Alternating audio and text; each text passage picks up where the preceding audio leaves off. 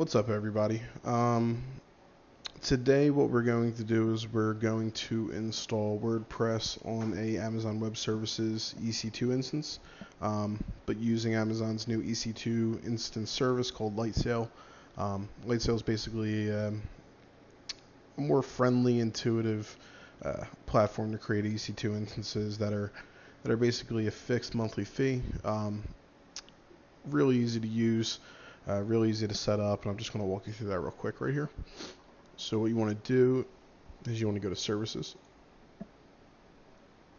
and under Compute you'll see EC2, which is what you normally would use, but for this tutorial we're going to do Lightsail. Okay, so this is a brand new account. So let's get started here. So there's no instances here. Ohio, that's the closest region to me, so that's fine. Right here you can pick your instance image, application plus operating system, or just operating system. As you can tell, you could do WordPress, Magento, which is e-commerce, Nginx, Joomla, another CMS based, Drupal, another CMS based, and a few other options here. They are expanding this. It appears every few months you'll see a new one pop up. Again, we're doing WordPress, so we're going to click WordPress. Down here you can add a script to basically make it do specific configurations to your WordPress instance as it launches. You do want to keep in mind about SSH key pairs. You can change the key pair for this tutorial. We're just going to keep it the default. Key pair is basically something that allows you to SSH into your instance's backend. So you would use like a program like Putty or something like that. The cool thing about Lightsail is you could use the browser-based console, so you don't even need Putty or anything. You just keep the default key pair with you. I usually upload it to, a OneDrive account or something like that, just to keep it handy. Because once you create it, you can't get another one if you lose it or delete it by accident. Down here, you're going to choose instance plan. Again, the cool thing about Lightsail is you know exactly how much money you're going to spend a month. Depending on what type of power you need. The $5 a month plan is perfectly fine, for a few hundred hits per day, even up to like 1,000 hits per day. I really want to go above 30, 40 concurrent viewers, because you can get a little iffy at that point. For most people, this is fine. If you really, if your site starts picking up traffic, you can always spin it up in a bigger instance. And if if none of these options here suit you, you can go back to EC2 and kind of scale it as large as you need it. For this, again, your first month's free, which is kind of cool. So we're going to choose the $5 USD per month instance, and we're going to name it Test Instance WordPress. Okay, remember you can't do any spaces here, and you're just going to hit create. Okay, so you'll see this resource here. It's grayed out because it's pending. When it's complete, it'll basically be colorful. You'll be able to click it and do a few other options with it. You can assign this a static IP address, where if you restart the server, as you know, or if you're unfamiliar with it, anytime you restart a server without a static IP address, Amazon releases the IP and assigns you a new one. So that could be definitely problematic for DNS records that point to a specific IP address, because one day your instance will work, you restart the instance, and now all of a sudden it's broken. You got to update the DNS records. So it's better to create a static IP address if this is going to be something that you're going to run for a while. Again, for this tutorial, we're not going to dive into that. We're just going to kind of keep it simple here.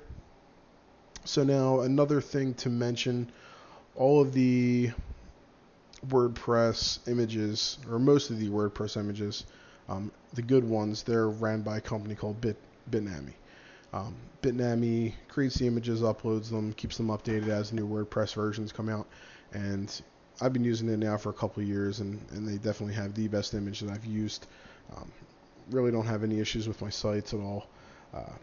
Just simple, and that's the thing you want to do. No matter how many websites you're controlling, whether it's 1 or 20, you want to keep it simple, and you want to be able to protect them and create redundancy. So as you can tell, this instance is blue. This is the instance IP address. This is the zone. This is the power we have: 0.5 gig of memory, 1 CPU, 20 gig of solid state. If you click these three little dots here, they give you some images to connect to it. You can manage it, stop it, restart it, delete it, whichever you choose here. For our scenario, we're going to copy this IP address, put it in our browser, /wp-admin, and that takes us directly into WordPress. So as you can tell, we're here at the WordPress login screen. I just used the IP address /wp-login like you would do to any WordPress website. The default login is user. Oops. And we're going to have to look up the password here. So, where's the password? This shouldn't be too hard to find, but what we'll need to do is we'll need to console in. Again, hit this button for console. Got a little brain fart there, so I almost forgot. And this is what it looks like to console into your instance. If you're used to command prompt or have ever seen command prompt, it's similar. There's no GUI, so you have to use basic commands to run everything. And the command that we're going to run is sudo, which gives you admin or root privileges, cat, and then we're going to do bitnami _ application _ password, and that spits out a password over here for us. So what we could do here, let's see if it'll copy for me. Okay, see if it actually works. Sometimes it does, sometimes it doesn't. And this time it did not work. So I'm going to throw this on my other screen real quick as I type it in. It's all 1, capital W, capital Q, lowercase h, lowercase h, 6, capital X, L, capital Q, A, 3, Y. We'll see what happens here. Okay, so we're in. So first thing you want to do when you're into your WordPress instance is you're going to want to obviously change that password, create a new account. I'll just create a random account here.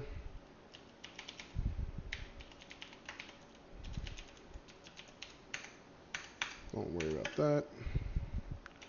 New password, 1, 2, 3. Confirm the weak password here. Give it admin privileges. Add new user. So you could either do that, or you could go to user here and again change the password. Scrolling down, generate, and as soon as you confirm it, you can update it, and then that'll basically save that information. So let's do that, and we're in. So I mean, that's, if you look at it, you're talking 5 minutes and you can get a fully functional WordPress website up. Here's the site right here. Everything's up and running. WordPress is on there. It's really fast, as you can tell, and we don't have a huge web server pushing this thing. You're free to go ahead and install plugins, posts, themes. You're going to want to create an FTP session. If you're unfamiliar with how to FTP into your Amazon Web Services instance, you're going to need to download a program called FileZilla or any FTP program. You're going to need your PPK file, that SSH key that we had earlier. So you wanted to make sure that you save that. You're going to need PuTTY generator or key generator, I believe. That converts the PEM file to a PPK if it's not a PPK already. But I'll save that for other videos. This one I just wanted to show you guys really quick how to get a WordPress website up and running with Amazon Lightsail. Another quick thing, if we go back here, we can go to manage, connect using SSH, which is what we just did. Bring that screen back. Again, public IP address, you can assign it a static if you want to. Different graphs and things like that to see how your CPU is operating, you know, if anything's failing, and basically what's going on with the hardware there. Networking, again, create static IP, your private IP, internal IP address, any firewall ports that you have to have. HTTP is basically out to the web. SSH is what we said. To my experience, you don't have to open port 21 for FTP, so you don't have to worry about that. Snapshots. You want to create a snapshot anytime you make a big change or a change at all on your instance. And what I like to do is like to create a snapshot, go back the next day after, say, another update or something like that, delete the previous one and create a new one, just to kind of keep it, real trim. Sometimes I'll keep 2 snapshots just in case. And what a snapshot enables you to do is basically respin up the instance if you were to screw something up, or the server were to crash or anything were to happen. That's basically your backup. And then we have history and then delete here, and that's pretty much it. So I think I'm going to end it here, and I will make a few more videos detailing how to FTP, how to do certain things, and that's pretty much it. So thanks for watching.